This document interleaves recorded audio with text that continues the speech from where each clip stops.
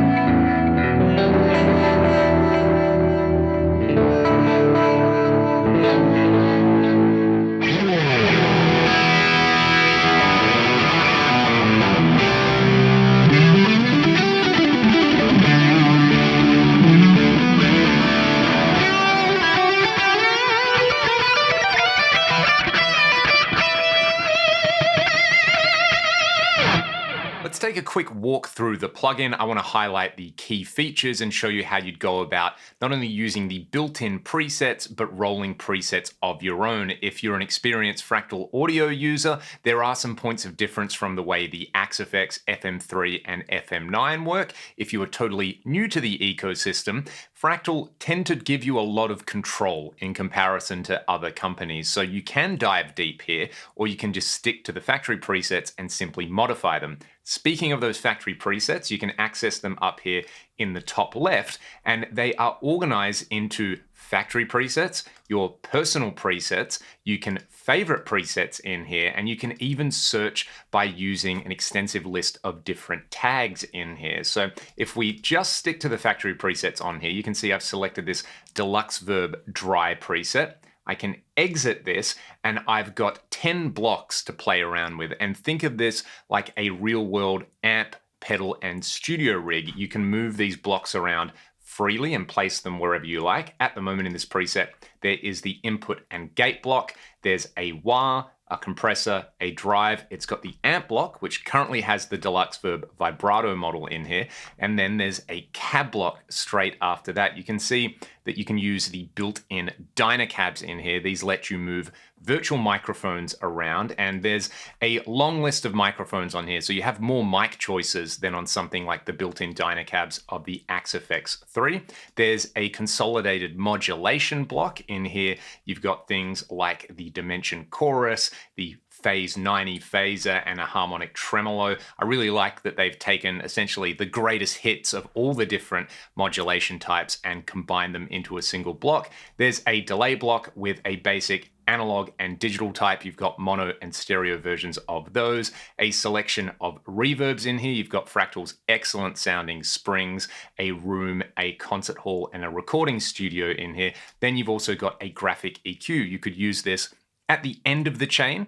If you wanted to use it like a studio style EQ, you can go up to 10 bands on here, or you could use it before the amp and treat it like a boost pedal. So let's just have a very quick listen to where this preset is sitting at the moment, and I'll show you how I'd go about tweaking it. This is a Fender Ultra Luxe Vintage Strat. I'm on the neck pickup.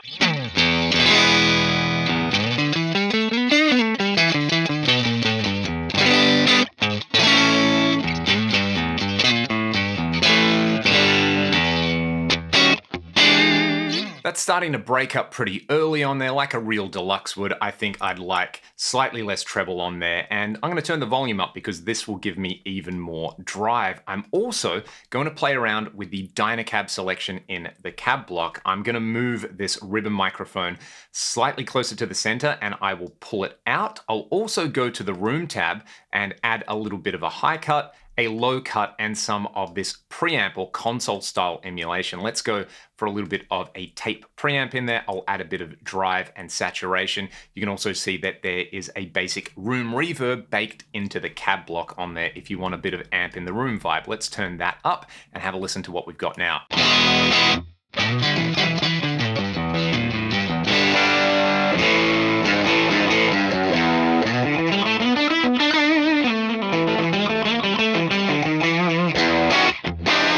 That's really starting to get driven and compressed now. I could come over to the cab block and I could try and use a different Dynacab in here. For example, I really like the Deluxe with these 1x15 Vibroverb cabs on here. So let's go for a blend of the Deluxe cab with the ribbon and the 1x15 Vibroverb. I'll just move the mic over a little bit on there. We could go to the reverb block and add a reverb. There's some excellent sounding springs in here, but I really like this concert hall reverb on here. I like it quite wet. We can go about adding a delay and maybe some modulation and a drive in just a second. Let's hear this now.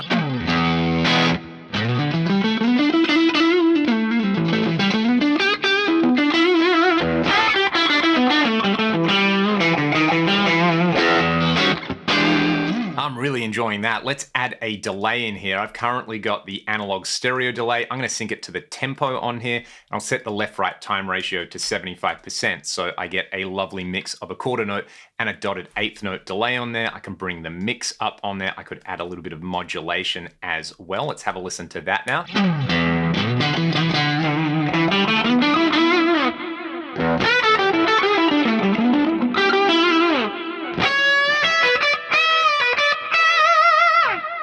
Nice and greasy on there. Let's bypass that for now. In the mod block, I would probably go for either a trem paired up with one of these amps. It's currently on the bias trem, but maybe we can try the harmonic trem for something a little bit different. Or I'd go for something like the Dimension Chorus to give it some width. We'll hear the Dimension a little bit later with a dirtier amp, but for now I want to hear this harmonic tremolo. Then I'm going to throw an 808 overdrive in front of it, and let's try the JFET pedal comp in here. I'll crank the compression up.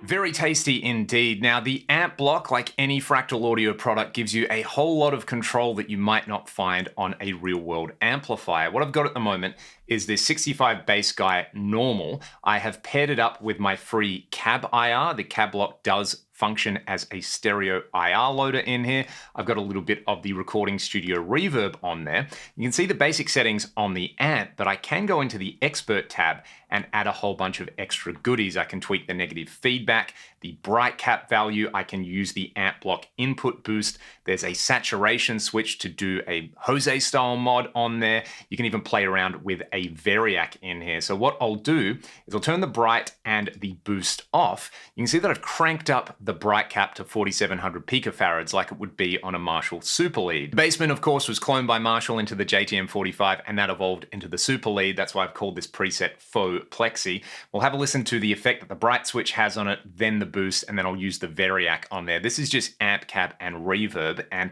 it sounds and feels so good. It also cleans up really well.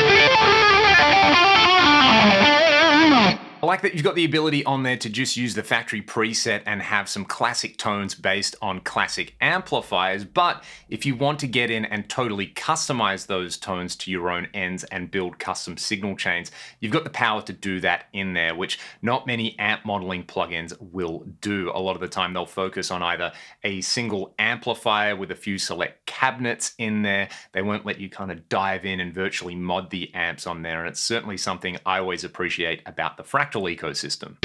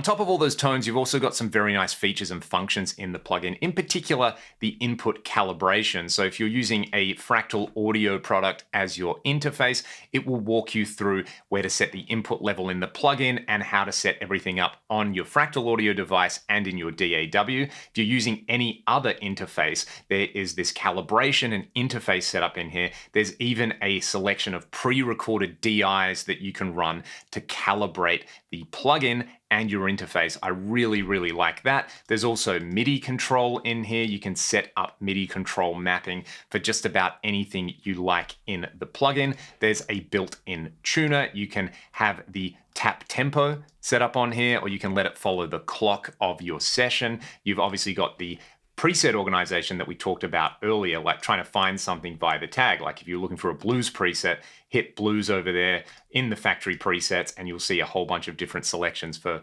presets that are probably going to sound pretty good for blues. If you were looking for ambient presets in there, you can do that. So I like that they've added a bunch of extra functions on here. I'd love functions like this in Axe Edit. I'd also really love to see some of the ability to have this metadata included in other presets as well. I'm going to give you a bunch more sound examples on here because I've had so much fun playing with this plugin. If you want to learn more information, check the link in the video description. And if you want to support what I'm doing here on the channel, there's various ways to do that via my Patreon or the music that I make with my band Ragdoll. You can also grab my free IR from the video description. I'd love to hear from all of you in the comments as well. Let me know how you like the plugin and what you'd like to see them cover in the future. I mean, this, but with a bunch of Marshalls or boogies, would be absolute heaven for me. So I'm really looking forward to what they're doing. See you on the next one.